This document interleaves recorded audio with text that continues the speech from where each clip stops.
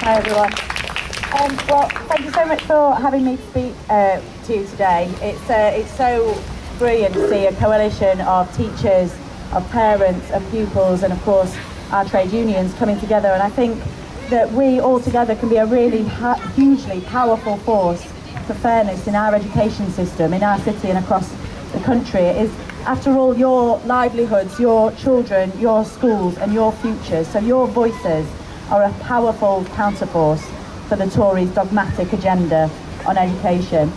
I think the last few years have been particularly tough for teachers and parents alike, and I watched in horror before I was elected as Michael Gove demoralised and undermined teachers, allowed a workload crisis to build and a recruitment and retention crisis in education to grow.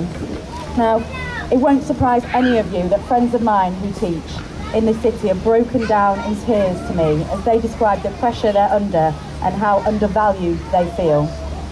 I hope when the government looks back over the last 5 years, they do so with regret and not just a little bit of shame. But here at events like today, I've seen more optimism than I've seen in some time. Parents not previously involved in campaigns or politics are signing up because they see the damage that is being done.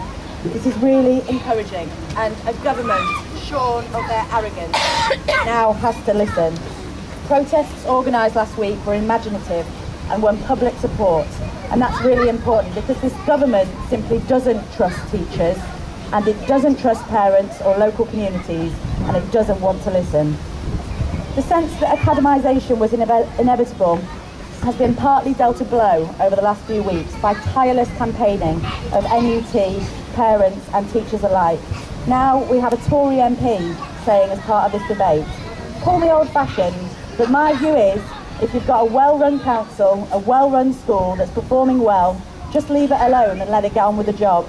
He said in the debate that I was part of what we all know, that academies are not automatically better than state-maintained schools, and there is no evidence to suggest that that's the case.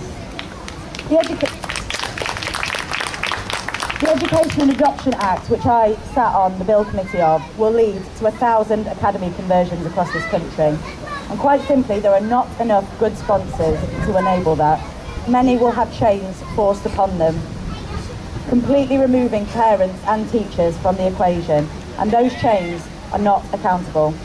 And for a party that claims to be keen on devolution, now launching the biggest centralisation and central government power grab in history, transferring millions in local government assets to the centre, the hypocrisy that's ranking all this is absolutely clear.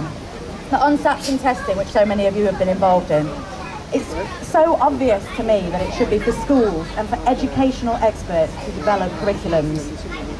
There's such heartrending stories were heard as part of the Let Kids Be Kids campaign just a couple of weeks ago. Children terrified of being branded failures, scared to go into school, a talk of the love of learning being ruined, children being described as nervous wrecks and stressed to the point of breakdown. And at the heart of this is a failure to listen by this government and a failure to trust parents and teachers. One teacher survey found that at primary school level, 74% of teachers reported an increase in stress-related conditions amongst their pupils. Aspiring for high standards of our education for our children is one thing, but let's not pretend that can be delivered through testing and exams alone. We all know the far greatest barrier to educational attainment is socio-economic background. Report after report has demonstrated clearly there is no link between attainment for the poorest and testing. One by the London Metropolitan University found that disadvantaged children can become disaffected by experiencing failure, and this is being exacerbated by recent changes to the curriculum to make it more demanding and challenging. And that matters in our city, where 31% of students in my constituency are on free school meals. But people who should know better are talking rubbish, like Nick Clegg, who wrote recently about the need to attract good teachers to Sheffield.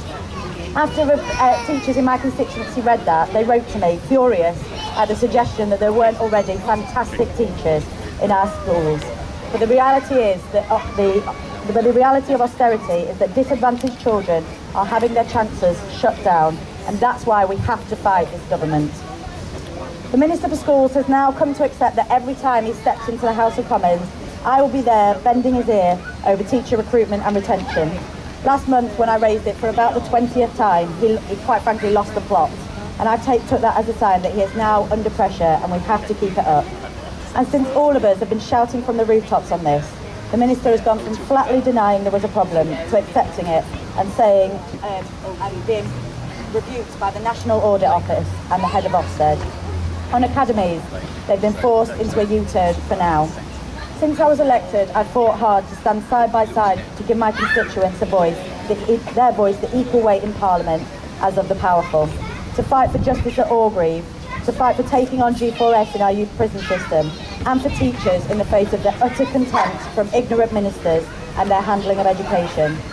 In all of these, we've shown this government is weak, and they're weak because of the vital work of campaigning like this from parents, teachers, students and unions challenging them, proving to an arrogant Tory party that democracy isn't so easy to master after all. Thank you.